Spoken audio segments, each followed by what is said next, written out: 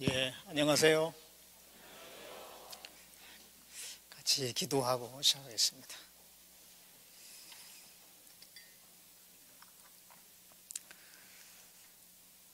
거룩하시고 은혜롭고 자비로우신 우리 아버지 하나님, 우리가 죄 가운데 있을 때에 하나님께서 먼저 우리를 사랑해 주셔서 주 예수 그리스도의 그 보배로운 피로 우리 죄를 영원히 속죄해 주시고 그 귀한 복음의 말씀으로 우리를 불러서 깨닫게 해 주시고 하나님의 자녀로 삼아 주시고 항상 하나님의 은혜와 진리 가운데로 인도해 주신 것 참으로 감사드립니다.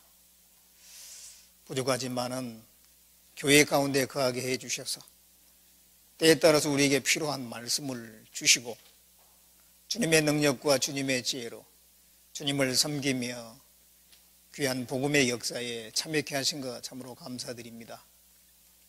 주님 앞에 갈 때까지 주님의 그 복음이 전해지는 곳에 늘 함께하며 여러모로 사용될 수 있도록 우리 모두를 붙들어 주시고 또 인도해 주시옵소서. 국내와 해외 여러 지역에 복음이 전해지고 있습니다. 복음이 전해지는 곳마다 함께해 주시고 역사해 주시고 계속해서 이뤄진 영혼들이 하나님께 돌아오므로 하나님께 영광이 되도록 인도해 주시옵소서. 특별히 우리 가운데 고난과 어려움 속에 질병 가운데 고통 중에 있는 분들 더욱더 하나님의 자비로운 손길로 붙들어 주셔서 그 모든 고난에서 건져주시고 어떤 형편에 있든지 하나님을 사랑하는 마음 식어지지 않게 해주시고 범사에 감사하며 하나님께 영광 돌리는 삶이 될 수 있도록 인도해 주시옵소서. 주일을 맞이해서 이렇게 한자리에 모였습니다.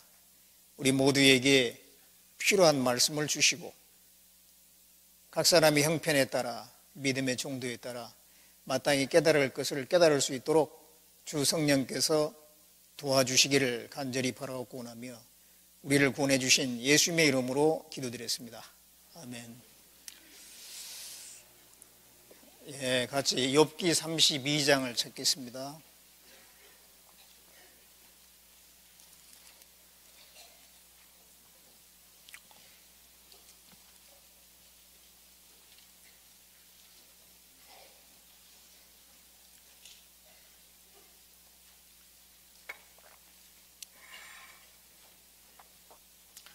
욥기 32장 1절부터 10절까지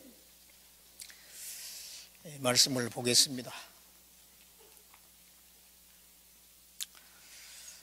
제가 읽도록 하겠습니다. 욥이 스스로 의롭게 여김으로 그 세 사람의 대답이 그치매 람 족속 부수의 사람 바라겔의 아들 엘리후가 노를 바라니 그가 욥에게 노를 바람은 욥이 하나님보다 자기가 의롭다 하며 또 세 친구에게 노를 바람은 그들이 능히 대답지는 못하여도 욥을 정죄함이라. 엘리후가 그들의 나이 자기보다 많음으로 욥에게 말하기를 참고 있다가 세 사람의 입에 대답이 없음을 보고 노를 바라니라. 부스 사람 바라겔의 아들 엘리후가 발언하여 가로되 나는 연소하고 당신들은 연로하므로 참고 나의 의견을 감히 진술치 못하였노라. 내가 말하기를 날이 많은 자가 말을 낼 것이요 해가 오랜 자가 지혜를 가르칠 것이라 하였으나 사람의 속에는 심령이 있고 전능자의 기운이 사람에게 총명을 주시나니 대인이라고 지혜로운 것이 아니요 노인이라고 공의를 깨닫는 것이 아니라. 그러므로 내가 말하노니 내 말을 들으라. 나도 내 의견을 보이리라. 전주교회 상당히 오랜만에 와서 인사를 드리게 됐습니다. 몇 년 전에 왔는지 기억이 전혀 안 나는데요. 상당히 오래전에 온 것 같습니다. 그 사이에 또 많은 분들이 또 구원을 받으시고 또 이 자리에 계실 거라고 생각이 듭니다. 예, 저는 안산교회에서 교제를 하고 있습니다. 안산교회는 전주교회보다는 조금 규모가 적습니다. 그동안 이제 동계 수련을 할 때에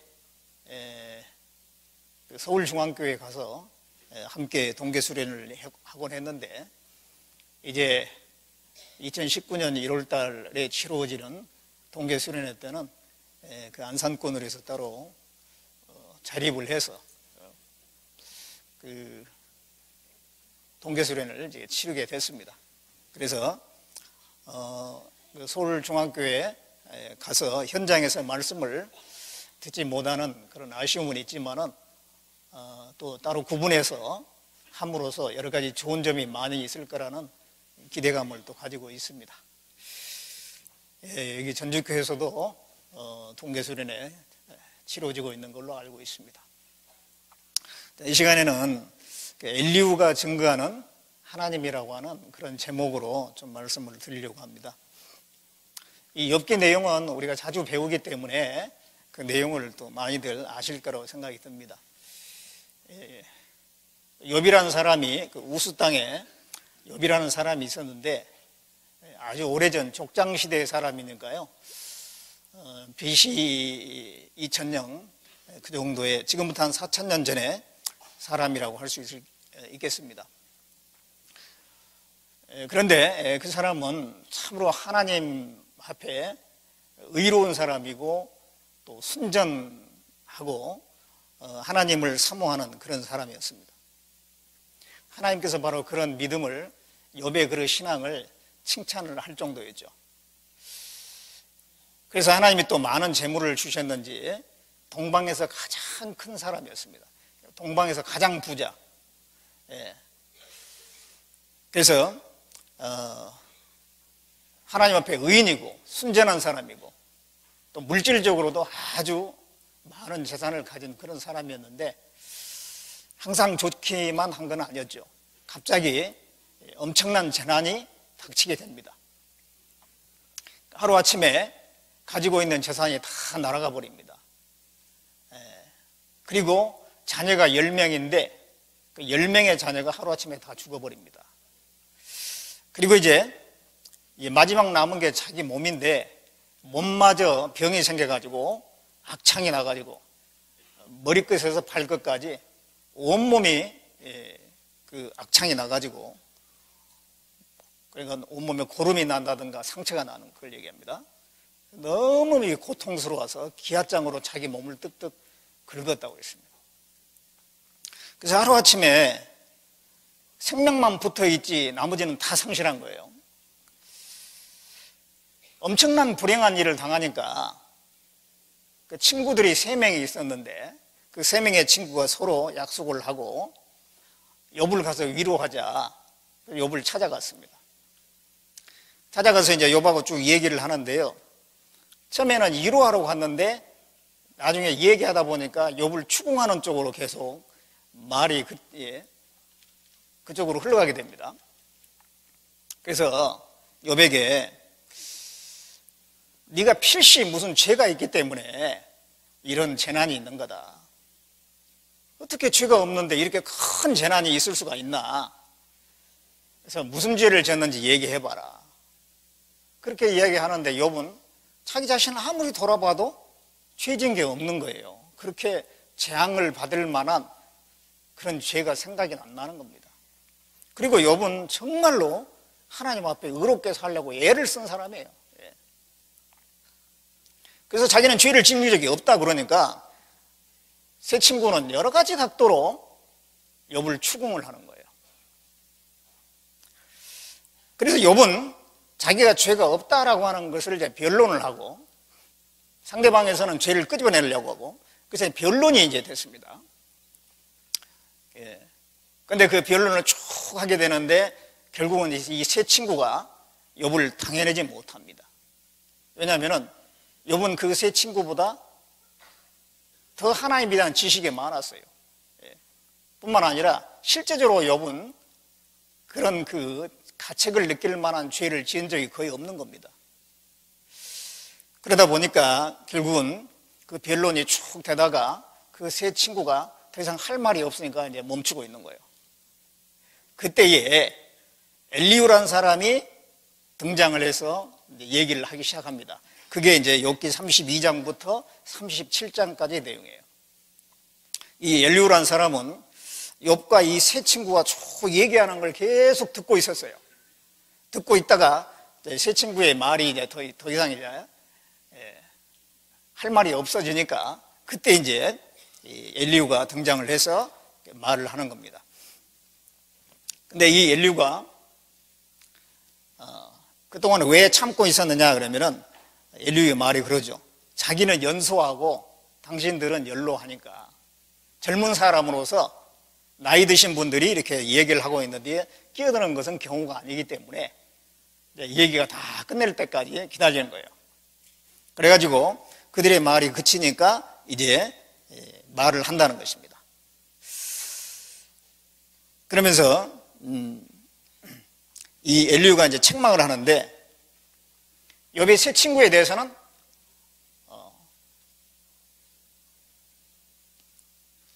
그들의 말 자체가 욥에게는 맞지 않은 거예요.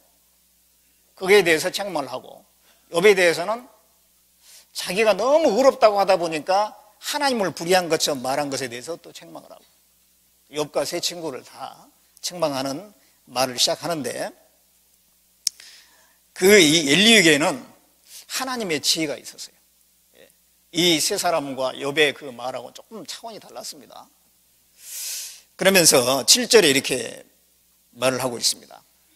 내가 말하기를 날이 많은 자가 말을 낼 것이요 해가 오랜 자가 지혜를 가르칠 것이라 했으나 사람의 속에는 심령이 있고 전능자의 기운이 사람에게 총명을 주시나니 대인이라고 지혜로운 것이 아니요 노인이라고 공의를 깨닫는 것이 아니라. 사람들이 말할 때는 날이 많은 자가 오래 산 사람이 지혜가 있고 교훈을 줄 수 있다. 삶의 경험이 많으니까 그렇게 말하지만은 그게 다 옳은 건 아니다. 그게 이제 말을 시작하고 있어요. 이 엘리후는 젊은 사람이잖아요. 자기가 하나님이 주신 지혜로 더 올바른 말을 할 수 있다는 것입니다. 정말 이 엘리후의 말대로 나이가 많다고 다 지혜로운 건 아니거든요. 나이가 많다고 다른 사람에게 교훈을 줄 수 있는 얘기를 다 할 수 있는 건 아니죠. 그 사람이 평생 어떻게 살았느냐 그게 중요한 거예요. 그리고 정말 하나님을 얼만큼 아느냐라고 하는 것이 중요한 거죠. 아무리 나이 많이 먹었을지라도 하나님을 모른다면 그 입에서 지혜다운 지혜가 나올 수가 없는 거죠. 그런데 젊은 사람이라 할지라도 하나님을 올바로 깨달으면 그 입에서 지혜로운 말이 나올 수가 있는 겁니다. 그래서 엘리후는 하나님, 이 사람 속에 심령이 있고 전능자의 기운이 사람에게 총명을 주신다. 전능자의 기운이 사람에게 총명을 준다 그랬어요. 전능자의 기운은 성령을 얘기합니다. 성령이 사람에게 진정한 총명을 준다. 그래서 엘리후는 자기가 말하는 것이 성령에 의한 말이다 라고 하는 것을 얘기하고 있는 것입니다. 33장 4절에 보겠습니다. 하나님의 신이 나를 지으셨고 전능자의 기운이 나를 살리시느니라. 하나님의 신이 나를 지으셨고, 이 엘리후가 한 말이에요. 전능자의 기운이 나를 살리시느니라.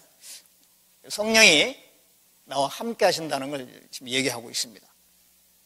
그래서 이 엘리후는 성령에 의해서 할 말이 많은 거예요. 그러잖아요. 우리가 성령이 내 안에 거하고 충만하게 되면 하나님에 대해서 할 말이 많아지게 됩니다. 하나님에 대한 올바른 지식이 있음으로써 그걸 알지 못한 사람에게, 어리석은 사람들에게 그걸 얘기해주고 싶은 마음이 그냥 가득하게 돼 있어요. 그래서 이 엘리후가 자기 마음 상태를 이렇게 말하고 있는데 32장 19절에 보면 보라, 내 가슴은 봉한 포도주 같고 새 가죽 부대가 터지게 됨 같구나. 내가 말을 발하여야 시원할 것이라. 내 입을 열어 대답하리라. 자기 가슴은 봉한 포도주 같다. 포도주를 가죽부대에다가 다 담아놨는데 발효가 돼가지고 막 크게 가스가 차 있는 그런 상태 같다. 곧 터질 것 같다. 말을 발하여야지 시원할 것이다. 우리가 처음에 구원을 받고 성령에 충만하고 정말 구원의 기쁨이 내 안에 넘칠 때에 우리 마음 상태가 그런 상태였죠. 막 이걸 얘기하고 싶잖아요. 구원받지 않은 사람, 하나님 알지 못한 사람들을 만나면 막 답답하고 불쌍해 보이고 얘기해주고 싶은 마음이 막 올라옵니다. 이 엘리후가 지금 그런 상태예요. 쭉 들어보니까 하나님을 더 많이 알고 있는 이 엘리후 입장에서는, 성령에 의한 지식을 가지고 있는 이 엘리후 입장에서는 네 사람의 욥의 말도 그렇고 세 친구의 말도 그렇고 좀 답답한 겁니다. 그래서 그들에게 하나님이 어떤 분인가라는 것을 좀 정확하게 좀 얘기해주고 싶은 거예요. 그래서 이제 이 엘리후가 쭉 하나님은 이런 분이다 라고 쭉 이제 얘기를 하는 내용이 그 뒤에 나오는 내용들입니다. 그래서 엘리후가 이제 하나님에 대해서 증거를 하죠. 증거를. 이 시간에 이제 몇 가지만 좀 살펴보려고 하는데요. 자, 엘리후가 증거하는 하나님. 욥기 34장 보겠습니다. 34장 10절. 10절부터 12절까지 같이 읽어보겠습니다. 그러므로 너희 총명한 자들아 내 말을 들으라. 하나님은 단정코 악을 행치 아니하시며 전능자는 단정코 불의를 행치 아니하시고 사람의 일을 따라 보응하사 각각 그 행위대로 얻게 하시나니 진실로 하나님은 악을 행치 아니하시며 전능자는 공의를 굽히지 아니하시느니라. 여기에 이 말씀에 엘리후가 하고 싶은 말은 하나님은 의로우신 분이다 라고 하는 것이에요. 하나님은 의로우시다. 이게 10절에 하나님은 단정코 악을 행치 아니하시며 전능자는 단정코 불의를 행치 아니하시고, 하나님은 결코 악을 행한 분이 아니다. 항상 의를 행하는 분이다. 하나님은 의로우신 분이죠.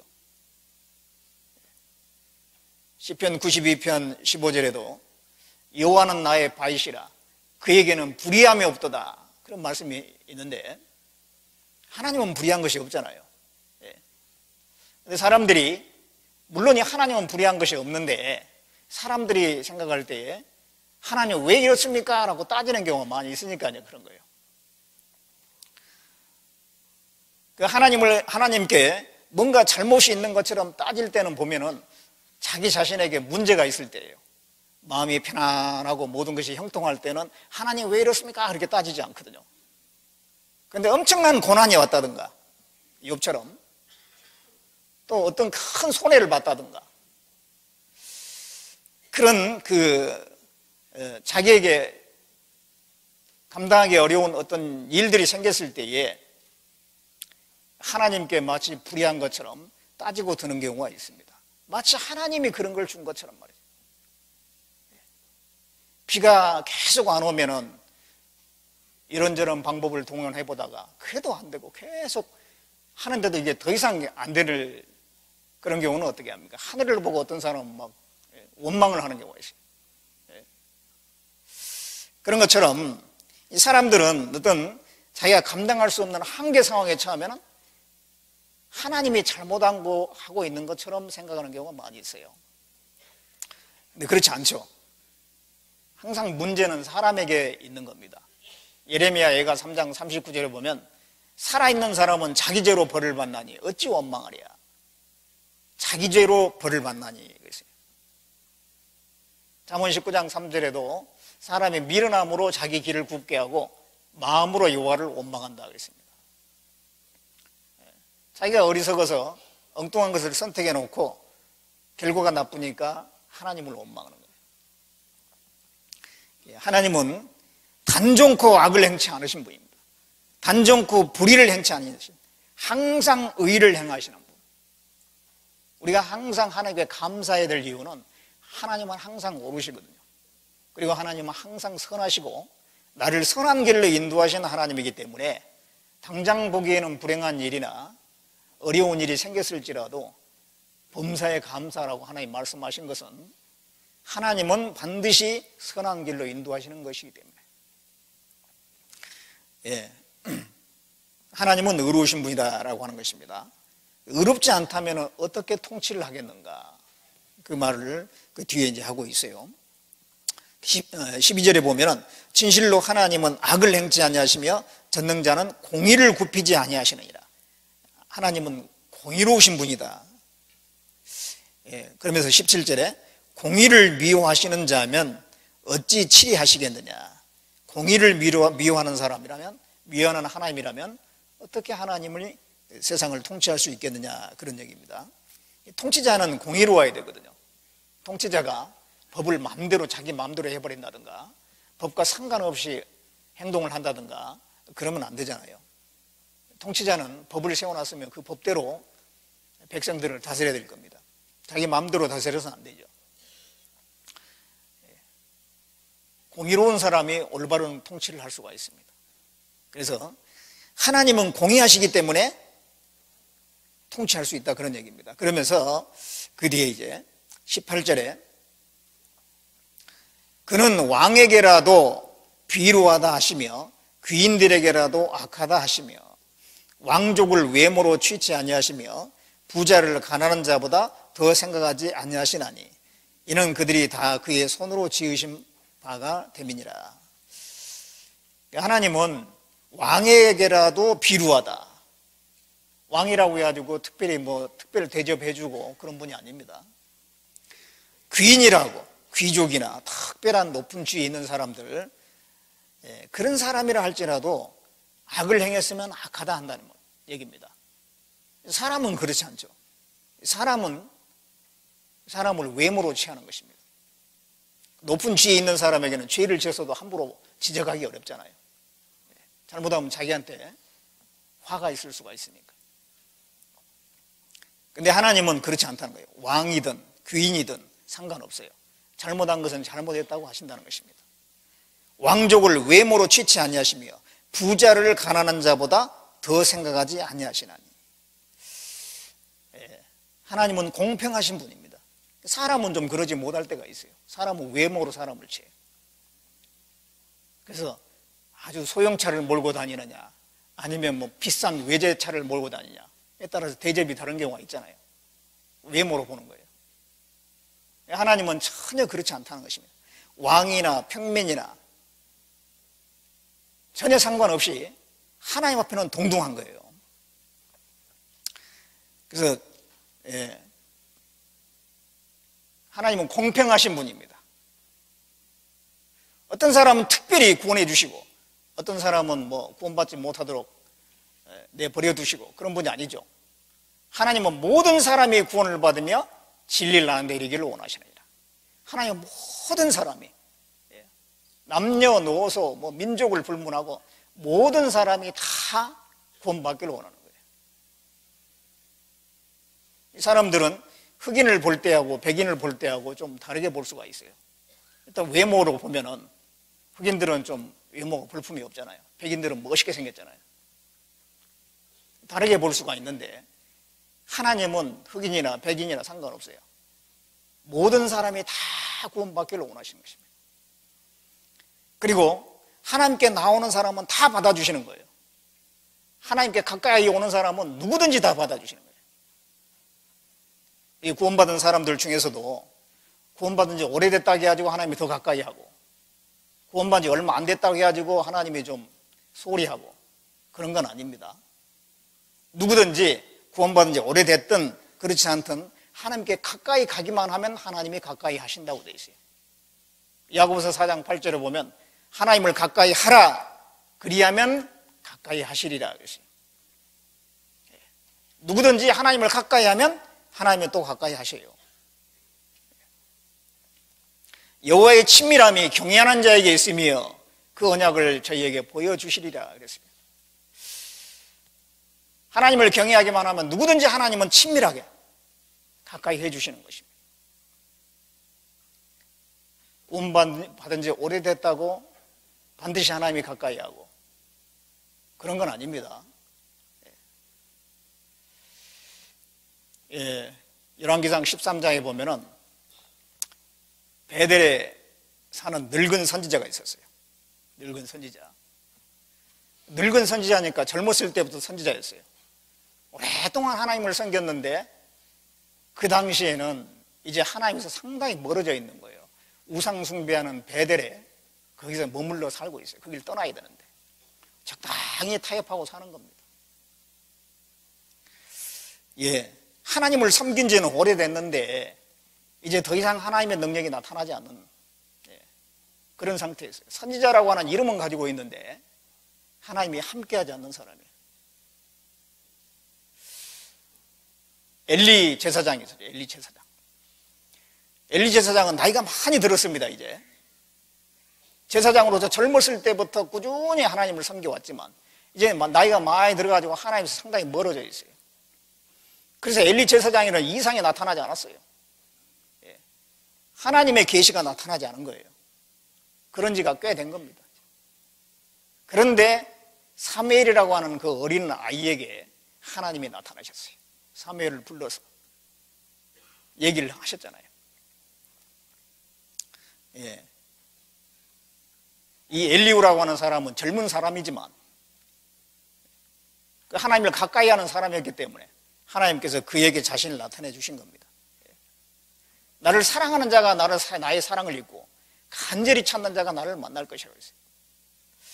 그래서 먼저 됐다고 해서 반드시 항상 먼저 되는 건 아닙니다.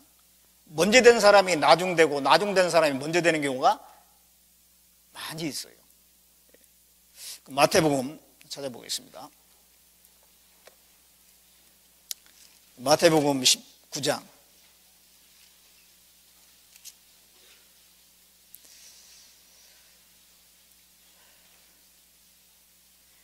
마태복음 19장 30절 보겠습니다.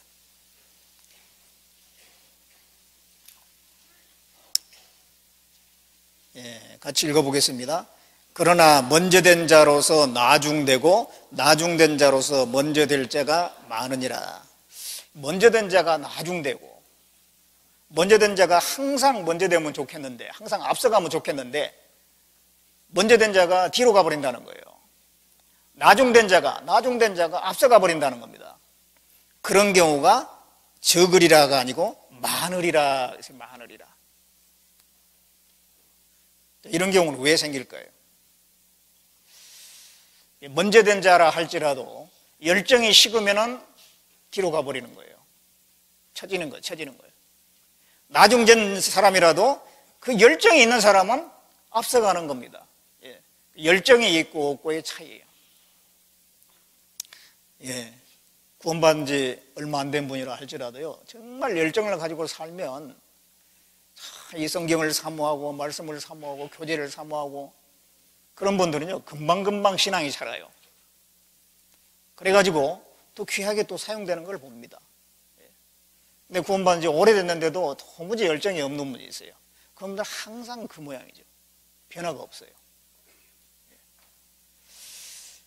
열정이 있느냐 없느냐에 따라서 정말 하나님을 가까이 하고자 하는 마음, 하나님을 갈망하는 마음, 하나님은 그걸 보시고 하나님이 가까이 하시는 거예요. 그래서 우리는 그 열정에 식어지지 않도록 해야 됩니다. 구원받은 지 오래된 분들은 그 열정이 계속 가도록 끊임없이 우리는 노력을 해야 되죠. 그러지 않으면 식어지거든요. 하나님을 향한 열정, 그 갈망을 계속 유지하도록 몸부림을 쳐야 되는 거예요. 나이가 들수록 힘은 빠지고 총기도 떨어지고 점점 이 성경을 가까이 하는 것이 멀어질 수도 있고 잘 이해가 잘 안 될 수가 있죠. 총기가 떨어지니까. 또 뭐 움직이는 것도 젊었을 때는 힘이 있으니까 막 그냥 부지런히 왔다 갔다 했지만 나이가 들수록 이제 그런 것들이 쉽지가 않습니다. 그렇다고 해가지고 열정까지 식어버리면 안 되겠죠. 계속해서 우리가 열정을 지키려고 애를 써야 돼요. 주님을 가까이 하고 계속해서 말씀 속에서 깨닫는 것이 있어야 됩니다. 묵시가 없으면 백성이 방자에 행한다 그랬어요. 묵시라고 하는 것은 계속해서 깨닫게 해주셔서 나를 이끌어가는 말씀이에요. 우리가 성경 말씀을 들을 때, 읽을 때 와닿는 게 있어야 돼요. 그것이 우리에게 기쁨이고 그것이 능력이잖아요. 우리는 그런 것을 갈망해야 되고 계속해서 그걸 이어져야 될 겁니다. 예. 자, 그래서 하나님은 공평하신 분, 의로우신 분, 공평한 분. 문제는 항상 내게 있는 겁니다. 예. 재난이 있을 때 한번 자신을 돌아봐야 돼요. 무엇 때문에 그런 일이 있는지. 하나님에게 원망할 것이 아니고. 또 내 신앙이 처졌을 때 내가 정말 열정이 떨어졌는지 생각해 봐야 됩니다. 하나님은 공평하셔요. 하나님에게 문제가 있는 게 아닙니다. 하나님에서 멀어진 내게 문제가 있는 거죠. 하나님은 항상 의로우시다는 것입니다. 다시 욥기 34장 보겠습니다. 욥기 34장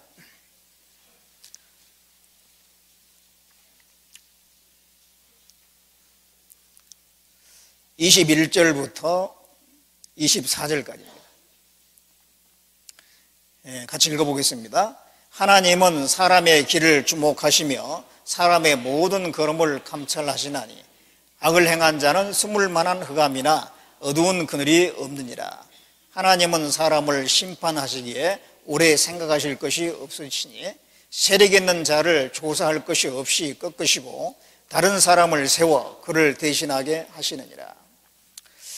자, 여기서 이제 인류가 또 증거하는 것은 하나님은 감찰하신 하나님이다라고 하는 거예요. 하나님은 모든 걸음을 감찰하신다고 그랬잖아요. 하나님은 사람의 길을 주목하시며 사람의 모든 걸음을 감찰하시나니. 하나님은 우리의 모든 것을 다 알고 계신 분입니다. 하나님 앞에 숨길 수 있는 게 아무것도 없죠.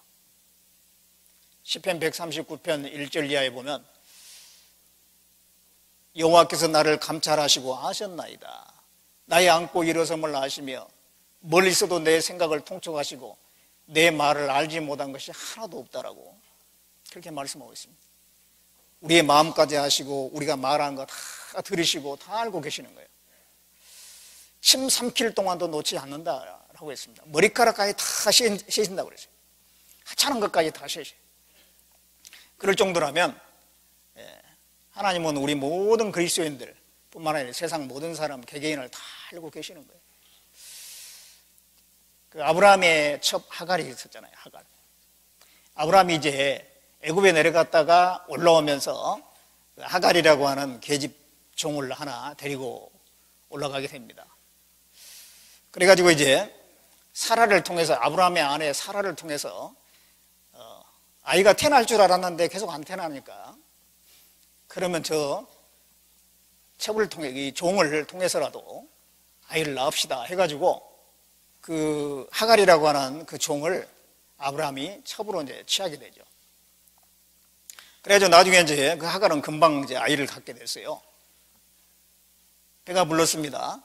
그러니까 이 하갈이 그래도 자기는 종이잖아요.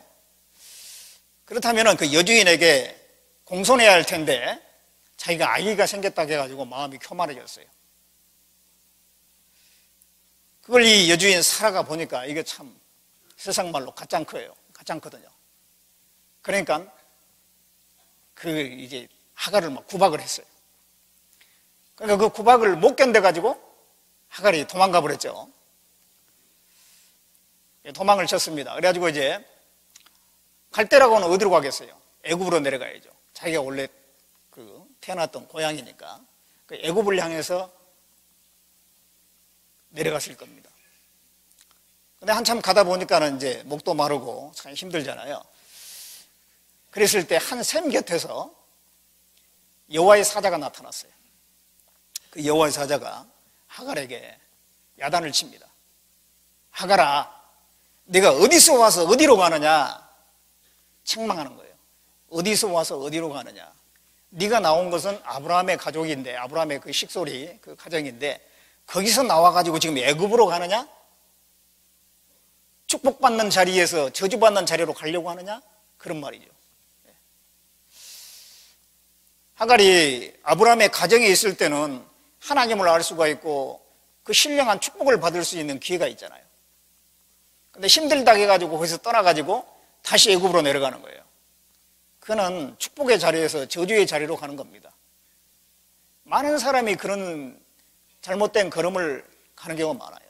축복의 자리에서 저주의 자리로 힘들다 해가지고 하갈이 힘드니까 그 축복받는 자리에서 은혜로운 자리에서 애굽이라고 하는 그 세상으로 우상 숭배하는 곳으로 갔잖아요.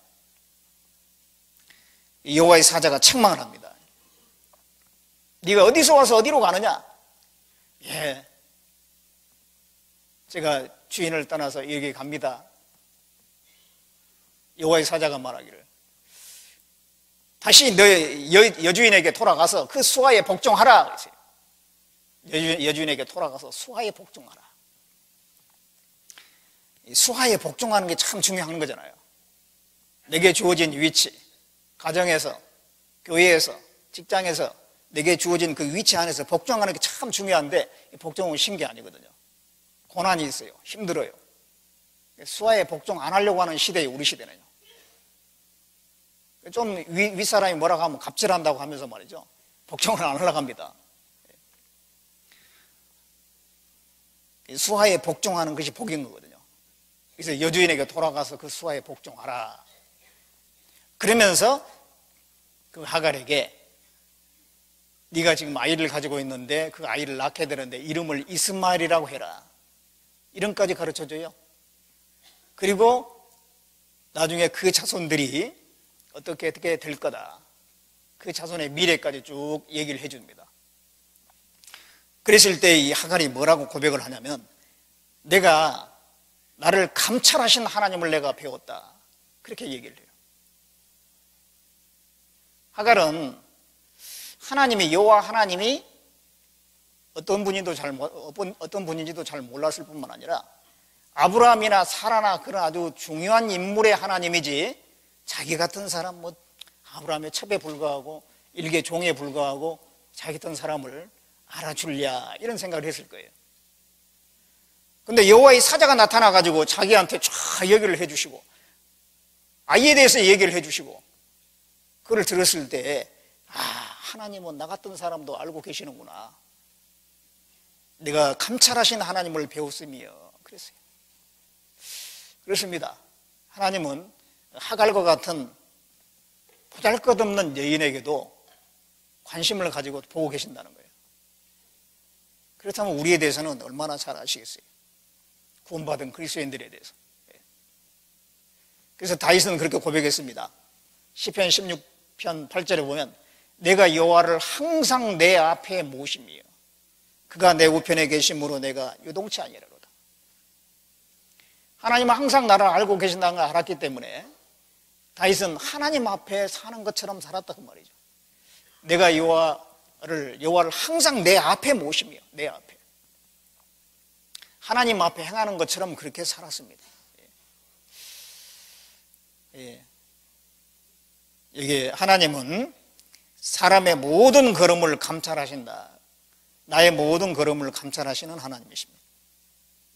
우리는 그런 하나님에 대해서 범사에 인정하는 마음을 가지고 살아야 될 겁니다. 그래서 잠언 3장 6절 보면 너는 범사의 그를 인정하라.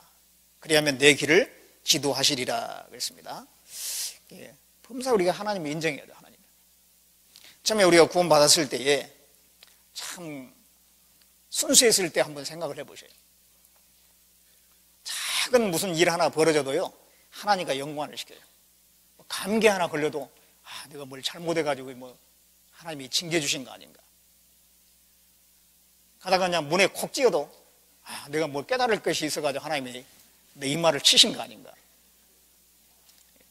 또 간증할 기회가 있어서 간증을 하고 나서는 집에 돌아가서 쭉 생각을 해보죠. 이 바둑을 두는 사람이 한판 둔 거를 처음부터 다시 쭉 다시 해보는 거, 그걸 이제 복기라고 하거든요. 그런 것처럼 간증하고 난 뒤에 집에 가서 복기를 해봐요. 쭉 내가 했던 말을 쭉 생각해봐가지고 그 말은 하지 말았어야 되는데 하나님께 기도를 합니다. 하나님, 그 말은 형제자매들 마음속에서 지워주세요. 참 순수하고 또 하나님에 대해서 예민했던 그런 시절이 있었잖아요. 근데 그런 것이 계속 지속되는 게 필요하죠. 범사에 하나님을 인정하고 어떤 작은 선택 하나 놓고도 하나님께 기도하고 이것이 정말 하나님의 뜻에 맞는지 그렇지 않은지 내 생각대로 하는 것인지 그 기도해보는 것이 맞잖아요. 어느 정도 시간이 지나고 익숙해지고 그러면은요 그냥 뭐 굳이 하나님께 묻지 않고 선택을 하고 결정을 하는 경우가 많이 있어요. 마음이 식어진 겁니다. 하나님은 우리의 모든 걸음을 감찰하셔요. 그런 하나님께 물어보는 것이 맞잖아요. 범사에 하나님을 인정해야 될 겁니다. 여기 이제 23절에 한번 보겠습니다. 여기 34장 23절에 보면 하나님은 사람을 심판하시기에 오래 생각하실 것이 없으시니 세력 있는 자를 조사할 것이 없이 꺾으시고 다른 사람을 세워 그를 대신하게 하시느니라. 하나님은 사람을 다 하셨어요. 그동안 그 사람의 걸음을 다 감찰하시고 하셨기 때문에 사람을 심판할 때에 오래 생각할 것이 없다는 거예요. 다 알고 계신다는 거예요. 이 판사는 재판을 할 때 한 사람을 재판하기 위해서, 한 사건을 재판하기 위해서 많은 서류가 있어요. 그 제출된 서류, 관련된 서류들, 그걸 일일이 다 읽어보고, 훑어보고 해야만 되잖아요. 잘못 오판하면 안 되니까. 그러고도 오판하는 경우가 있어요. 그런데 하나님은 그렇게 할 필요가 없죠. 이미 다 알고 있는 거예요, 다 알고. 그래서 오래 생각하실 것이 없고 세력 있는 자를 조사할 것이 없고 꺾으시고 잘못하면 꺾어버린 겁니다. 그리고 다른 사람을 세우는 거예요. 이사야 22장에 보면 셈나라는 사람이 있는데 재무장관입니다. 한 나라의 재무장관이면 한 나라의 살림살이를 도맡아서 총책임자입니다.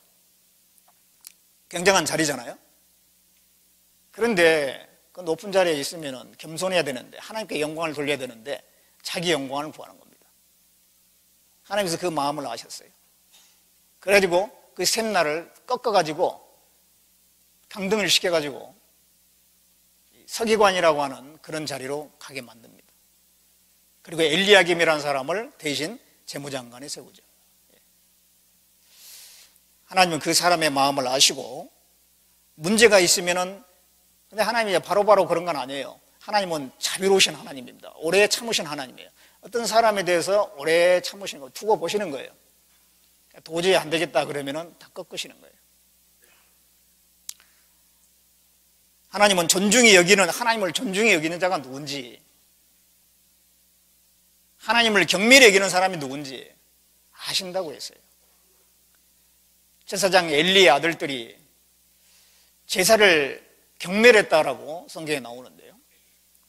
제사장이라면 보통 사람보다 더 높은 도덕률을 하나님은 요구하십니다. 그런데 그 제사장이었던 홈리와 비니아스, 엘리의 아들들인데요. 그 두 사람은 백성들이 재물을 가지고 오면은요, 그 중에서 맛있는 부위를 뺏어 먹는 거예요. 하나님께 드려야 되는데 자기가 뺏어 먹어. 제사를 멸시하는 거예요. 하나님께 드리는 제사를 멸시하는 겁니다. 뿐만 아니라 그 회막에서 수종 두는 그 여인과 죄를 지었습니다. 제사장으로 해서는 안 될 그런 죄를 지은 거예요. 하나님이 두고 보시다가 나중에 어떻게 했습니까? 전쟁터에 나가서 두 사람이 한날에 죽었어요. 그리고 사무엘을 이제 제사장으로 세우게 됩니다. 예. 하나님은 어떤 사람은 꺾으시고 어떤 사람은 세우신다는 거예요. 하나님의 모든 걸음을 감찰하셨기 때문에 그렇게 하시는 겁니다. 그래서 우리는 하나님 앞에 늘 행한다는 마음으로 살아야 될 겁니다. 사람들이 보고 안 보고 그게 아니라 사람이 볼 때는 잘하죠. 어떻게 사람이 보고 있는데 뭐 죄를 짓는다든가 엄청난 실수를 한다든가 그러진 않잖아요. 조심조심합니다. 혼자 있을 때가 뭐죠? 혼자 있을 때 시간을 잘 보내야 되겠죠. 혼자 있을 때 하나님이 나를 감찰하신다는 생각으로 해야 돼요. 내 속에 있는 죄의 이 기질은, 죄성은 나를 편안한 자리로, 죄 짓는 자리로, 달콤한 자리로 자꾸 끌고 가려고 그래요. 주변에 사람이 있으면 그것이 통제가 되지만은 아무도 없을 때는 통제가 잘 안 되는 수가 있어요. 그때 우리가 잘해야 되는 거죠. 아무도 없어도 하나님은 나를 보고 계시잖아요. 그래서 하나님은 나를 감찰하시는 하나님이라는 걸 아셔요. 그래서 범사에 우리가 하나님 앞에 행한다는 마음으로 행해야 될 겁니다. 다시 또 욥기 37장을 보겠습니다. 욥기 37장 5절을 보겠습니다. 5절을 같이 읽어보겠습니다. 하나님이 기이하게 음성을 움직이시며 우리의 헤아릴 수 없는 큰 일을 행하시느니라. 이게 또 엘리후가 증거하기를 하나님은 헤아릴 수 없는 큰 일을 행하시느니라 그랬어요. 헤아릴 수 없는 큰 일을 행하시느니라. 그렇죠. 하나님은 헤아릴 수 없는 큰 일을 하시는데 그 뒤에 이제 어떤 일들이냐 몇 가지 예를 들고 있습니다. 6절에 눈을 명하여 땅에 내리라 하시며 적은 비와 큰 비도 그같이 내리게 하시느니라. 눈과 비를 내리게 한다. 이게 작은 일이 아니죠. 큰 일이죠. 지구상에 있는 모든 생명체의 근원, 생명의 근원은 물에 있는 거죠. 물. 만약 물이 공급이 안 되면 살 수가 없는 겁니다. 식물이 살 수가 없고 동물이 살 수가 없고 다 멸종해야 돼. 근데 하나님은 적당하게 비도 내리고 눈도 내리게 하신다는 거예요. 그래가지고 이거 다 키우는 거예요. 저 들판에 이름 없는 그 풀도 하나님이 다 키우고 먹이고 그렇게 하시는 겁니다. 눈, 비를 내려서. 우리가 알지 못하는 사이에 하나님은 엄청나게 많은 일을 하셔요. 어린아이가 태어났어요. 어린아이가 태어나면은 그 어린아이가 모르고 있는 사이에 엄마는 많은 일을 하죠. 그 아이가 울면은 또 뭘 먹여주고 밤에 또 자지도 않고 울면은 깨가지고 말이죠. 잠도 못 자면서 그 아이를 보살펴주고 또 그 아이를 위해서 아빠는 밖에 나가서 일을 하면서 그 처자식을 벌어 먹여 살리기 위해서 일을 하지 않습니까? 근데 그러고 있는 동안에 그 아이는 몰라요. 자기가 지금 누구에 의해서 돌봐진다고 하는 그 사실 자체도 모르거든요. 그러는 동안에 엄마 아빠는 그 아이를 위해서 많은 일을 하고 있는 거예요. 그런 것처럼 우리가 알지 못하는 중에 하나님은 우리를 살리기 위해서, 우리를 유지 보존하기 위해서, 우리에게 필요한 걸 주시기 위해서 세상을 다스리고 계시고 또 우리 그리스도인들에게 필요한 영적 양식을 계속 공급하시고 양육하는 일을 하시는 것이죠. 예. 그 뒤에 10절을 한번 보겠습니다. 9절 욥기 37장 9절에 남방 밀실에서는 광풍이 이르고 북방에서는 찬 기운이 이르며 하나님이 부시는 기운에 얼음이 얼고 물의 넓이가 줄어지느니라. 하나님이 자연계에 많은 것들을 하나님께서 많은 일을 하시는데요. 특별히 남방 밀실에서는 광풍이 이르고 가끔 태풍이 남쪽에서 올라오잖아요. 그 태풍이 불어줘야 되거든요. 그래야지 공기가 순환이 되고 대기가 순환이 되는 겁니다. 또 북방에서는 찬 기온이 내려와요. 저 시베리아 저 북방에서부터 찬 기온이 내려오면 추위가 오고 남방에서부터 태풍이 불어 올라오면 비를 몰고 오기도 하고, 예, 그게 이제 이 지구상에 필요한 겁니다. 근데 왜 남방 밀실이라고 했느냐? 이 당시에 지금도 마찬가지입니다만은 세계 인구의 대부분이 북반구에 살고 있습니다. 북반구.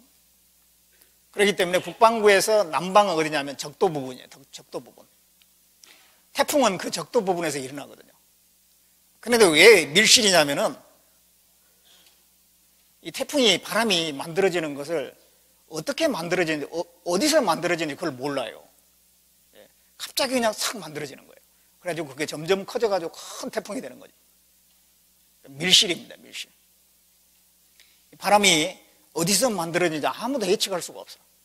태풍이 갑자기 만들어지는 거예요.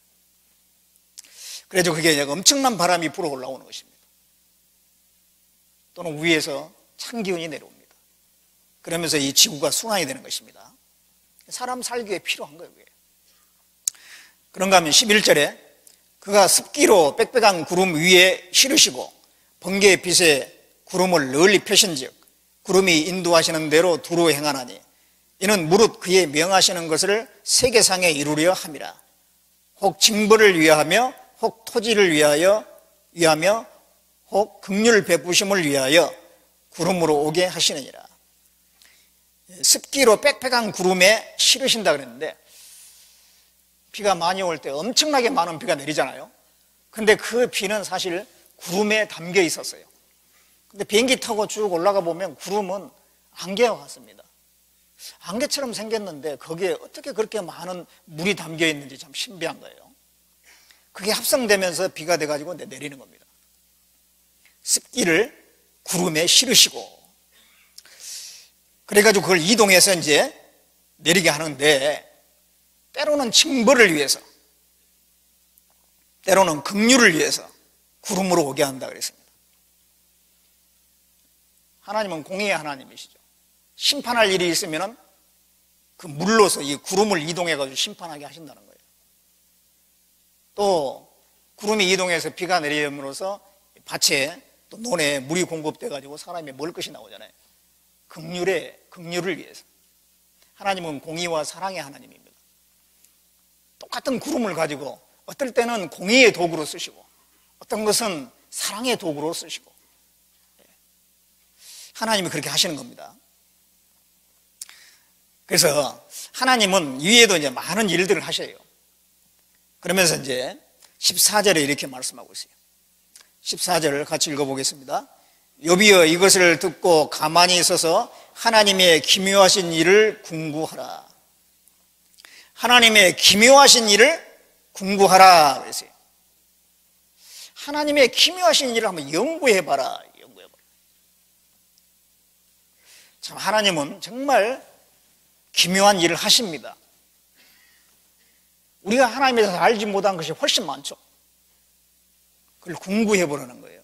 궁구하는 자에게 하나님이 나타내 주시는 거예요. 만물에 대해서 연구를 많이 하게 되면 하나님에 대해서 더 많이 알게 될 겁니다. 하나님의 창조한 것들, 그런 것들을 자세히 연구해 보면은요, 하나님에 대해서 훨씬 더 많은 걸 알게 될 거예요. 기묘한 일들이 너무 많거든요. 근데 가장 기묘한 일이 어떤 거냐면은 예수님의 십자가입니다. 가장 기묘한 일. 인간 역사 가운데 가장 기묘한 일이 뭐냐? 예수님이 십자가에서 죽어서 우리를 구속하신 일입니다. 하나님이 천지 만물을 지으신 하나님이, 우주보다 더 크신 하나님이 먼지와 같은, 한 사람은 저 우주에서 보면 먼지만큼도 안 되거든요. 그런 인간의 그 작은 육체를 입고 이 땅에 오셨다고 하는 것은 그건 참 상상할 수 없는, 우리 상상으로 이해가 안 되는 부분이에요. 뿐만 아니라 이 육체를 입고 오셨는데 보잘것없는 육체로 오셨고, 그리고 사람들에게 옷벗김을 당하고 십자가에서 못 박혀서 비참한 모습으로 죽으신 거, 그거는 가장 기묘한 일입니다. 사실은 가장 경이로운 일이에요. 우리는 그 부분에 대해서 좀 더 이 묵상을 해볼 필요가 있어요. 성경은 그 예수님의 십자가에 대해서 여러 가지 각도로 설명을 합니다. 예수님의 그 십자가의 의미가 얼마나 큰지 그것을 우리가 점점 알아갈수록 이 세상에 어떤 것도 거기다 갖다 놓으면 쓰레기가 되고 말아요. 이 세상에 아무리 사람이 좋다는 것들이 있잖아요. 그런 것들을 다 갖다가 십자가 밑에 갖다 놓으면요, 그 쓰레기에 불과합니다. 그 십자가의 그 경이로운 주님의 그 사랑과 놀라운 겸손, 그것이 우리하고 연관됐다라고 하는 것, 나를 향한 것이라는 것을 알게 될 때 우리는 그 십자가를 사랑하게 되고, 십자가의 그 주님을 사랑하게 되고, 십자가의 은혜를 깨달을수록, 더 깊이 할수록 영혼에 대한 생각이 더 깊어질 수가 있습니다. 십자가하고 영혼은 딱 연결된 겁니다. 예수님이 그 십자가에서 죽으신 이유는 사람의 영혼을 위한 거예요. 내 영혼뿐만 아니라 다른 사람의 영혼. 그 십자가의 구속이 경이롭다면 한 사람의 영혼도 그만큼 가치가 있고 경이로운 겁니다. 그래서 가장 기묘한 일, 하나님의 가장 기묘한 일은 천지 만물을 지으신 광대하신 하나님이 인간의 모습으로 그 예수 그리스도의 몸으로 오셨다고 하는 것, 그리고 사람들에게 철저히 짓밟혀서 비참한 모습으로 돌아가신 것, 그건 가장 기묘한 일이에요.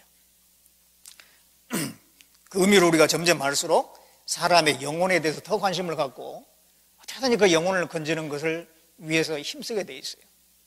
그것이 그만큼 귀하니까요. 우리는 물론 이제 그 외에도 뭐 교회 하나님께서 교회 역사를 시작하시고 교회를 통해서 하신 일도 참 기묘한 거예요. 이스라엘 민족들이 성막 지어가지고 막 광야에 그 메마른 광야에 그 정말 휘황찬란한 성막이 있었잖아요.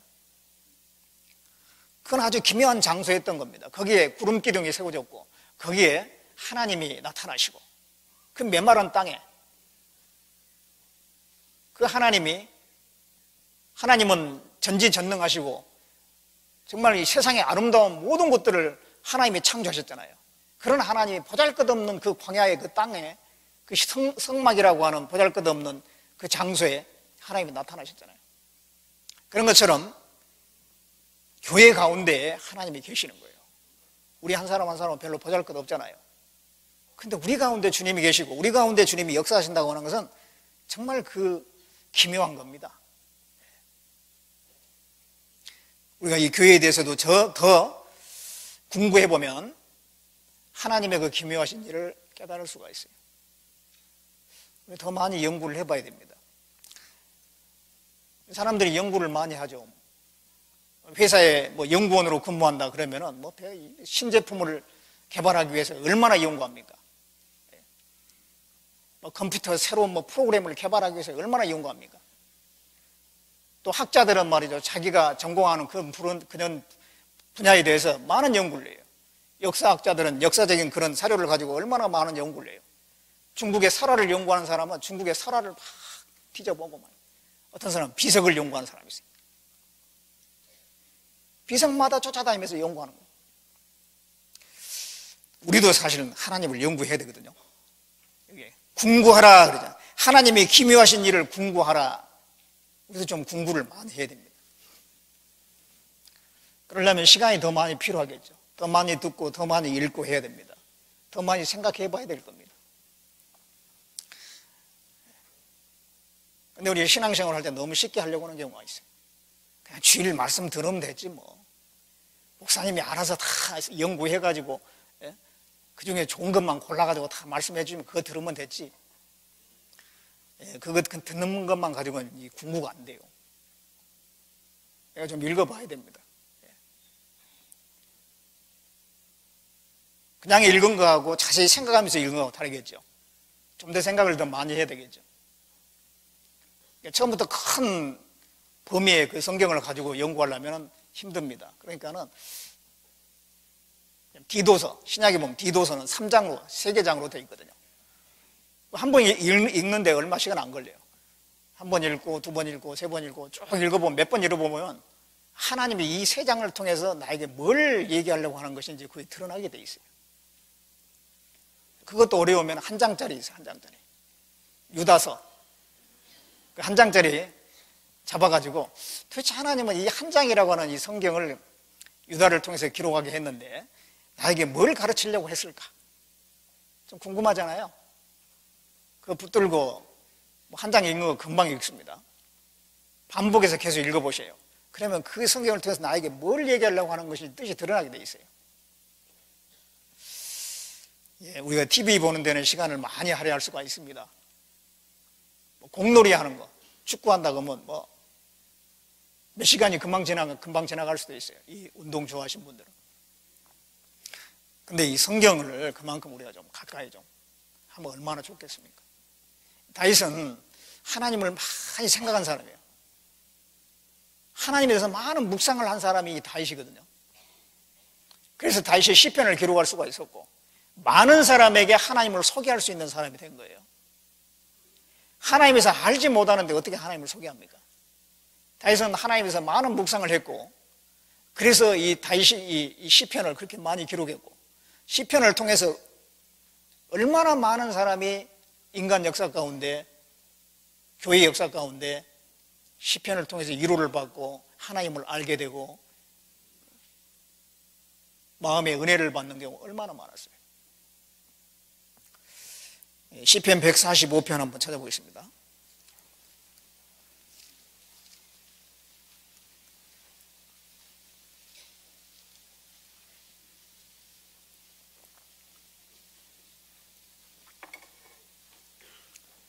시편 145편 5절을 보겠습니다.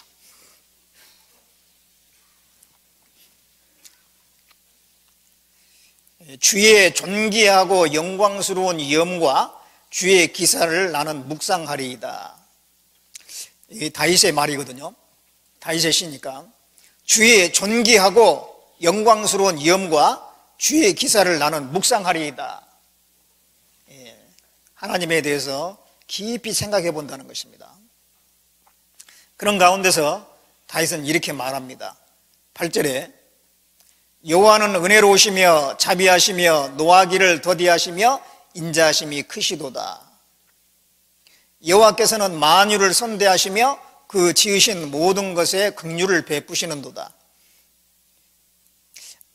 여호와는 이런 분이다 라고 하는 것을 얘기하고 있지 않습니까?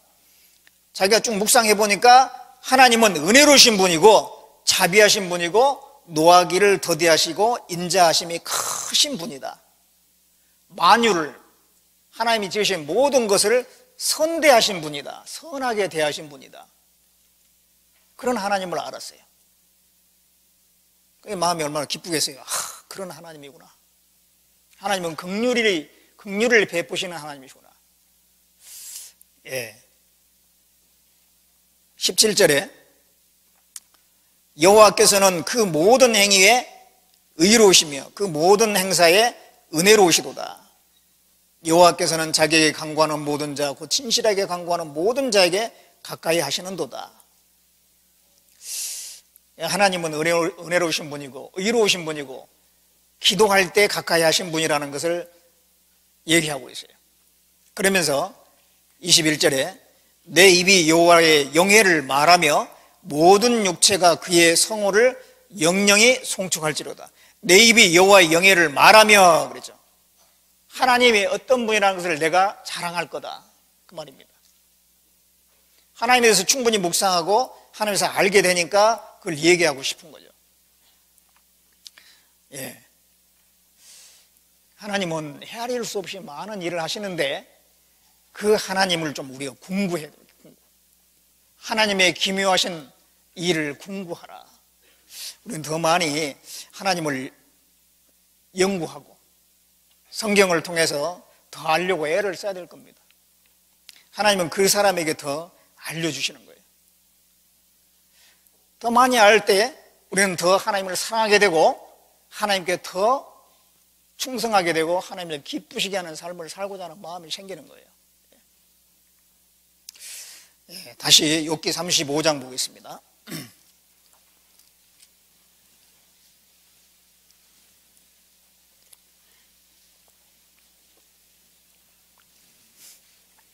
욥기 35장 11절을 보겠습니다.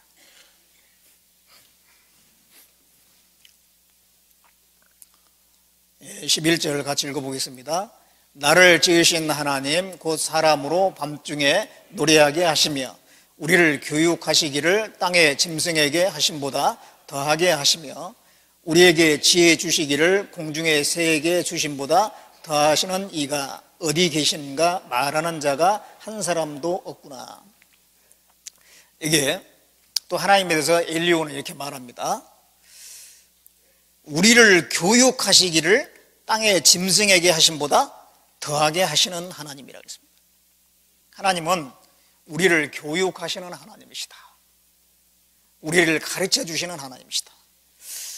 그렇게 증거를 하고 있습니다. 근데 우리를 교육하시기를 땅의 짐승에게 하심보다 더하게 하시며, 그러니까 이 땅의 짐승도 교육을 하는 거예요, 하나님이. 땅의 짐승도 교육하는데 사람은 더 많이 교육한다는 거죠. 그리스도인들은 더 많이 교육하고. 짐승들을 어떻게 교육할까요? 이 짐승들을 보면은요, 사냥하는 기술 같은 거 있잖아요. 타고난 그런 경우 많습니다. 타고난 그 기술을 가지고 사냥을 해서 먹고 살아요. 이 거미가 전도집회 영상 때 본 적 있으시죠? 거미가 다 이렇게 거미줄을 늘여가지고 미끼를 거기에 이제 냄새를 풍기면서 나방 같은 것을 유혹을 해가지고 다 잡아먹는 거 있잖아요. 그게 하나님이 주신 기술입니다. 그게. 가르쳐 준 거예요. 또 새들이 보면은 집을 지을 때 보면은 참 기가 막히게 지어요. 그거 가르쳐 줬을까요? 어미가 뭐 새끼한테 가르쳐 주고 막 그런 게 아닙니다. 이 까치가 이게 집을 지는 거 보면은 그 안산교에는 뒷산이 있거든요. 그 뒷산에 이제 바로 이제 올라가면 거기에 산책할 수 있도록 아주 잘 돼 있어요. 여기 가보면은 까치도 이제 많이 있는데 까치가 집을 지어놓은 걸 보게 됩니다. 나무 가지 사이에다가 집을 지었는데요. 그게 이제 그 작은 나뭇가지하고 풀 뭐 이런 걸 막 물어다가 그걸 엮어가지고 집을 지어놓은 거예요. 그런데 태풍이 불어도 안 날아가요. 얼마나 잘 지어놨는지. 그런 기술이 어디서 나왔을까요? 하나님이 다 짐승을 교육하셔요. 벌들이 집을 지을 때 보면 정확히 육각형으로 짓거든요. 자기들이 모여가지고 야 우리 육각형으로 짓자. 그게 가장 효율적이야. 서로 그렇게 회의해가지고 짓는 거 아니잖아요. 근데 정확히 육각형을 지어요. 그 바다제비라는 게 있어요. 바다제비. 그 바다제비는 집을 지을 때 바위 사이에다가 짓는데 그 바다에 그 해초들이 있잖아요. 바닷말들, 해초. 그런 걸 물어다가 집을 짓습니다. 그걸 물어다가요, 막 엮어가지고 연결해가지고 짓는데 참 신비하잖아요. 그냥 다른 풀을 갖다가 해도 되는데 꼭 해초를 갖다가 집을 짓는 거예요. 그래가지고 그 바다 제비 집이 해초로 만들어진 거기 때문에요. 요리를 할 수 있답니다. 중국에서는 바다 제비집 요리가 많이 있대요. 굉장히 영양가 있는 요리라고 합니다.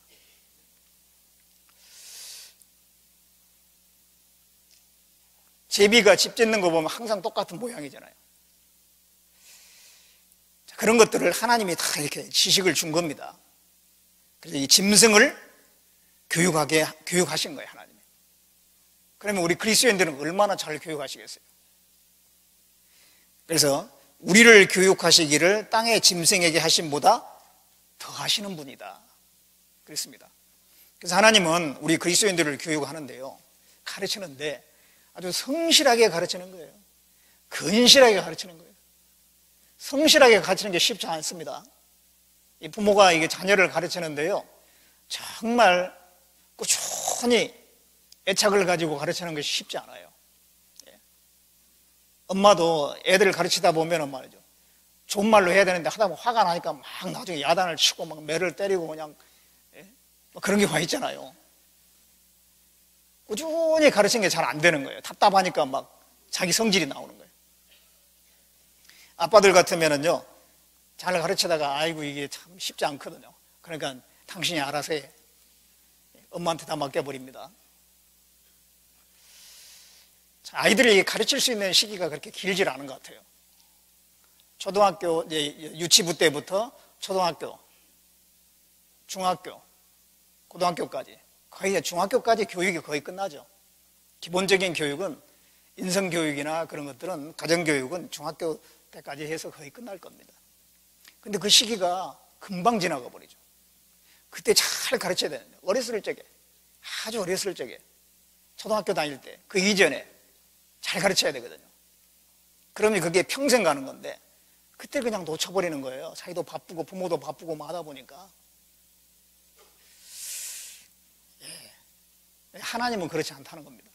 하나님은 근실히 우리를 가르쳐요. 성실하게 가르쳐요. 뭘로 가르치느냐? 이 말씀으로 가르칩니다. 디모데후서 3장 16절에 모든 성경은 하나님의 감동으로 된 것으로 교훈과 책망과 바르게 함과 의로 교육하기에 유익하다 그랬어요. 이 말씀을 가지고 우리를 가르치는 거예요. 가르칠 때 어떻게 가르칩니까? 통째 그냥 성경 전체가 깨달아지게 합니까? 조금씩 조금씩, 여기서도 조금 저기서도 조금, 그것도 반복적으로, 계속 반복적으로, 그래서 조금씩 조금씩 깨닫게 하시는 거예요. 이사야 28장을 보겠습니다. 이사야 28장 10절을 보겠습니다.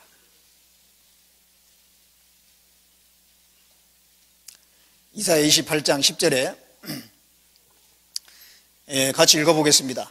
대저 경계에 경계를 더하며 경계에 경계를 더하며 교훈에 교훈을 더하며 교훈에 교훈을 더하되 여기서도 조금 저기서도 조금 하는구나 하는도다. 경계에 경계를 더하고 경계에 또 경계를 더하고 교훈에 교훈을 더하고 교훈에 교훈을 더하고, 같은 말의 반복인데 실제 이 성경에는 반복적인 것이 많이 있습니다. 잠언에도 보면 똑같은 말씀이 앞에 있었는데 뒤에 똑같이 뭐 단어 하나도 안 틀리고 조사 하나도 안 틀리고 똑같이 나오는 경우가 있어요. 왜 이렇게 똑같이 해놨을까? 한 번 딱 듣고 깨달으면 얼마나 좋겠어요. 실천하면 얼마나 좋겠습니까? 안 하기 때문에, 그렇게 잘 안 되기 때문에 뒤에 가서 또 나오는 거예요. 복음서 사복음서에 보면 같은 내용이 반복되는 경우도 있습니다. 그런가 하면 서신서에도 비슷한 내용이 반복되는 경우가 있어요. 반복해서 가르칩니다. 하나님께서는 이 반복해서 가르칠 때 제대로 교육이 되는 거예요. 계속 새로운 것만 배우면은요, 그게 숙지가 안 돼요. 반복해서 계속 배워야 이게 숙지가 되는 거거든요. 그게 마음속에 깊숙이 들어갑니다. 저기 군대에 갔을 때 그 생각이 나는데, 훈련소에 가가지고 이제 배운 게 있어요. 총검술, 뭐 화생방, 뭐 이런 것들을 이제 기본적인 거 배우거든요. 근데 이제 자대에 갔어요. 자대 배치를 받아가지고 갔는데 거기서 똑같은 걸 배웠어요. 교육 시간 되면 똑같이 화생방, 뭐 전에 배웠던 거에 보면 내용이 똑같아요. 그리고 나서 또 제가 다른 뭐 하사 교육 받는 경우가 있었는데 거기 가보니까 똑같은 게 나와요. 또 이 똑같은 걸 왜 이렇게 자꾸 배우나. 근데 같은 걸 계속 배우는 가운데 그게 숙지가 되는 거예요. 머리로 아는 게 중요한 게 아니잖아요. 그게 체득이 되고 실제 어떤 전시에 그게 나타나야 되잖아요. 그러려면 반복해서 배워야만이 그게 이제 체득이 되는 거죠. 하나님이 우리를 가르칠 때도 그렇게 하는 거예요. 머리로 아는 게 중요한 게 아니라 그게 이제 행동으로 나타나게 하기 위해서는 계속 경계에 경계를 더하고 교훈에 교훈을 더하고 계속 반복해서 가르치는 것입니다. 우리가 반복되는 것에 대해서 실증내면 안 됩니다. 그냥 뭐 내 생활이 되도록, 내 인생이 되도록 그렇게 받아들여야 돼요. 계속. 그러면 그것이 정말 내 삶이 되는 것입니다. 그래서 하나님은 그 말씀을 반복해서 우리가 가르침으로써 교육하시고, 때로는 양심으로 교육할 때도 있어요. 시편 16편 7절에 보면 밤마다 내 심장이 나를 교훈하도다, 그런 말씀이 있어요. 밤마다 내 심장이 나를 교훈하도다. 그 심장이 이게 마음입니다. 양심입니다. 하루를 뒤돌아보면서 내가 그걸 하지 말았어야 되는데 그것은 잘못이었구나. 양심의 가책이 느껴질 때가 있잖아요. 하나님이 가르치시는 거예요. 그거 하지 말라고, 이제 고치라고. 그 양심으로 하나님은 우리에게 교육하십니다. 뿐만 아니라 환경을 통해서 우리를 교육하셔요. 환경을. 야곱이 창세기에 보면은 야곱이 이제 인생 끝부분에 고백하기를, 하나님에 대해서 고백하기를 뭐라고 고백하냐면, 아브라함의 하나님, 이삭의 하나님, 그리고 내가 태어나서 지금까지 나를 기르신 하나님, 그렇게 표현을 해요. 아브라함의 하나님, 이삭의 하나님 해놓고 자기에 대해서는 태어나서 지금까지 나를 기르신 하나님. 하나님은 야곱을 기르셨어요. 뭘로? 환경으로. 처음에 부모님 수하에 있었을 때는 아주 편안했잖아요.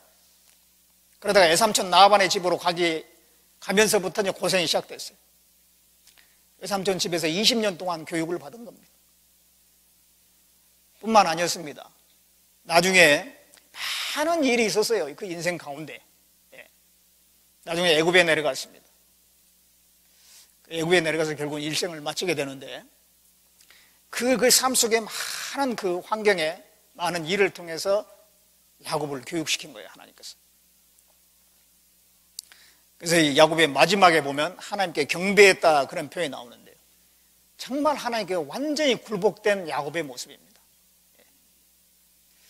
그렇게 되기까지 하나님은 우리도 교육하셔요. 굴복하지 않은 것을 굴복하게끔. 근데 하나님 강제적으로 하는 건 아니고 우리에게 자유의지가 있기 때문에 자유의지도 존중하면서 여러 가지 환경을 통해서 우리를 조금씩 변화시키게 하는 것입니다. 모세도 원래는 모세가 아주 성급하고 다혈질적인 사람이었어요. 그 애굽 사람이 이 이스라엘 사람을 괴롭히니까 모세가 가서 쳐서 죽여버렸잖아요. 애굽 사람을. 그런 거 보면은 상당히 과격한 사람입니다, 모세가. 그런데 이제 그 미디안으로 도망을 가게 되죠. 가가지고 이제 자기 장인 이드로의 집에서 40년 동안 양치기로 이제 살게 됩니다. 그런 다음에 40년이 지난 뒤에 나이 80세에 하나님이 그를 들어서 이제 이스라엘 민족을 건져내는 일꾼으로 사용하지 않습니까? 그때 하나님은 모세를 일컬어서 세상에서 가장 온유한 사람이다 그랬어요. 원래 이 모세는 온유한 사람이 아닙니다. 언제 그렇게 온유하게 바뀌었을까요? 40년 동안 양치기로 살면서 거기서 배운 거예요. 그래서 자기의 인격이 다듬어진 겁니다. 하나님 그 환경을 통해서 우리를 바꿔가는 겁니다. 바꿔가요.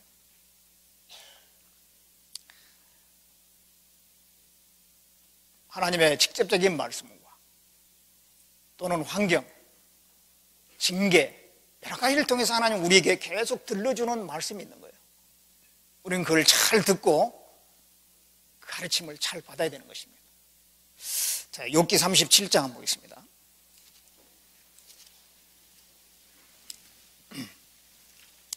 욥기 37장 2절을 보겠습니다.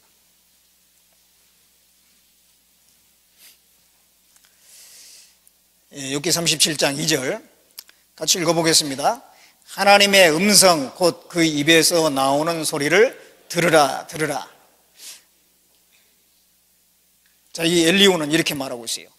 하나님의 음성 곧 그 입에서 나오는 소리를 들으라 들으라. 들으라는 말을 두 번 중요하니까 하나님의 음성 그 입에서 나오는 소리 그 말씀입니다. 그걸 잘 들어야 된다는 것입니다. 잘 들으라. 들으라 들으라. 우리는 듣고 한 번 들음으로 끝난 게 아니에요. 듣고 계속 들어야 되는 거예요. 반복을 이야기하고 있습니다. 하나님 말씀을 들어야 되는 거예요. 들어야 돼. 하나님은 교육하신 하나님이에요. 우리는 그 교육을 잘 받아야 되거든요. 똑같이 아이들 공부를 하지만 나중에 성적이 보면 조금씩 차이가 나죠. 1등이 있고 꼴등이 있고 그래요. 똑같이 교육을 받았는데 왜 그렇게 차이가 있어요? 잘 들은 사람과 그렇지 않은 사람 차이예요. 하나님께서도 마찬가지입니다.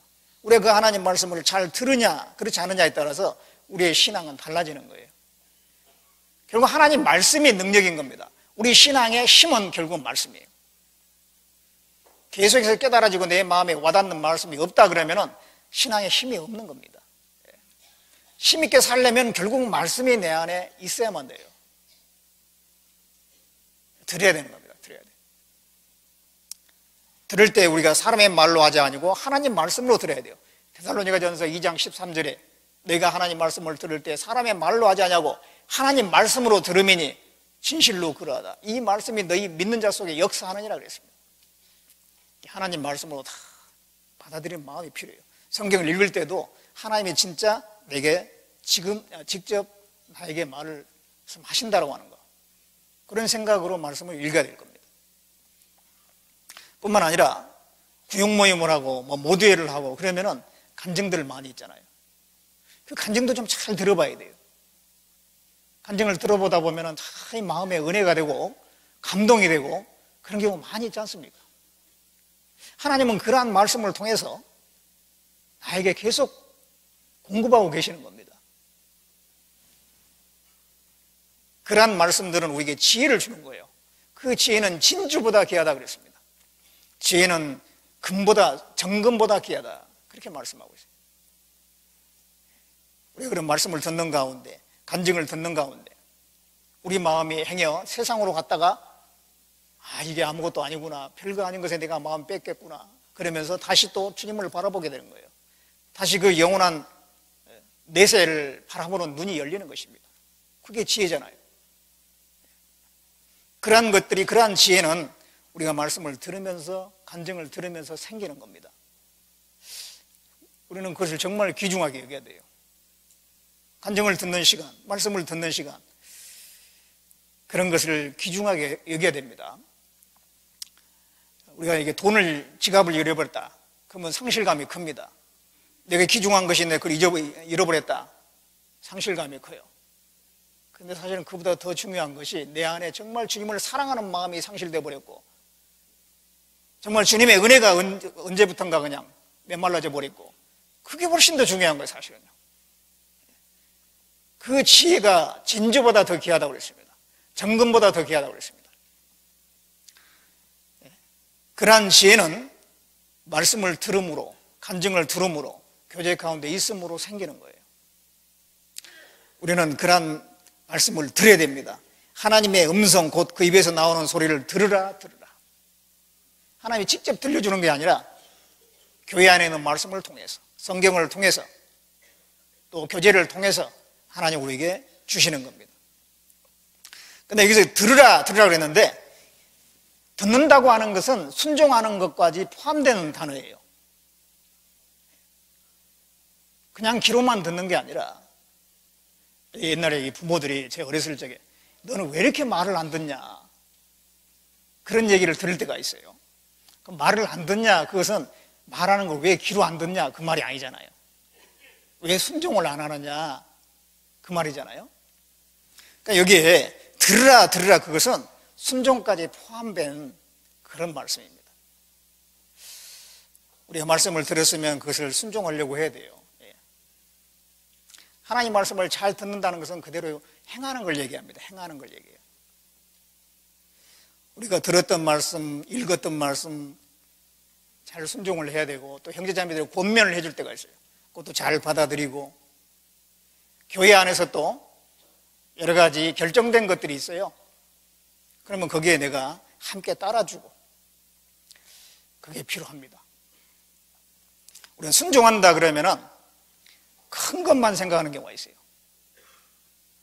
작은 것에서부터 순종을 해야 돼요. 멀리 있는 것은 잘 순종할 것 같아요. 만일 내게 순교의 그 기회가 주어진다면, 주님이 나를 위해서 죽으셨는데 나도 마땅히 순교해야지 할 것 같잖아요. 그런데 당장 연말이 돼가지고 무슨 봉사 하나 맡아주세요 그러니까 그건 못하겠는데요. 순교는 할 것 같은데 당장에 주어지는 작은 봉사 하나는 그건 못하겠다는 거예요. 멀리 있는 순종은 잘 되는데 가까이 있는 순종은 왜 이렇게 잘 안 될까요? 가까이 있는 거 작은 순종 하나부터 해야 되겠죠. 연말이 되면 이제 구역 조정을 합니다. 그래서 어떤 구역은 작고 어떤 구역은 튼튼해요. 그 작은 구역을 좀 더 살려보려고 튼튼한 구역에 있는 어떤 형제자매 가정을 작은 구역으로 보내려고 그래. 그런데 안 간다고 그래. 저는 계속 이 구역이 좋습니다. 여기 있겠습니다. 그거 하나도 잘 안 돼요. 정말 교회를 위해서, 주님을 위해서 필요하다면 그거 해야 되잖아요. 내 자신의 유익이 아니라 얼마나 이런 선택이 교회의 유익이 될까, 얼마나 주님을 기쁘시게 할까 생각하면서 순종할 수 있어야 되잖아. 내 스스로는 내키지 않지만 그게 순종이고 복종이잖아요. 교회 안에서 작은 일부터 우리가 순종을 해야 됩니다. 하나님께서 직접적으로 내 순종할 말씀을 귀에 들려주는 건 아니죠. 교회 이 말씀을 통해서, 또 교회를 통해서, 형제자매를 통해서, 다른 형제자매를 통해서 나에게 권면의 말씀으로, 부탁의 말씀으로 하나님 말씀이 주어질 때가 있어요. 근데 그런 것은 다 거절하는 경우가 있어요. 그래서는 안 됩니다. 그런 말씀부터 우리는 다 순종으로 받아들여요. 그런 가운데 우리는 점점점 변화되어 갈 겁니다. 하나님 우리를 교육하신 하나님인데 그 교육을 잘 받으려면 그 말씀을 잘 순종해야 돼요. 그러면 하나님이 원하는 교육의 목적이 점점점 이루어져 가는 겁니다. 세상의 그 교육 목적은 인간다운 인간을 만드는 것이라고 그래요. 우리나라는 홍익인간, 인간다운 인간을 만드는 것이 교육의 목적이에요. 하나님의 교육의 목적은 뭘까요? 그리스도의 인격이 우리 안에 이루어진 겁니다. 하나님은 우리 안에 그리스도의 인격이 이루어지게 하기 위해서 계속 교육해 가셔요. 그러기 위해서 우리는 계속 말씀을 듣고 읽고 그것을 순종해야 되는 것입니다. 그것이 잘된 사람은 시간이 지날수록, 연수가 지날수록 점점 더 그리스도의 인격으로 채워지게 될 겁니다. 그렇지 않다면 오랜 시간이 지났지만 변화되는 게 없어요. 그 사람의 삶이 변화되는 것이 없고, 그렇다면 그것은 오히려 사람들에게 문제를 줄 수가 있어요. 그래서 하나님은 지금도 우리를 가르치고 계신다는 것입니다.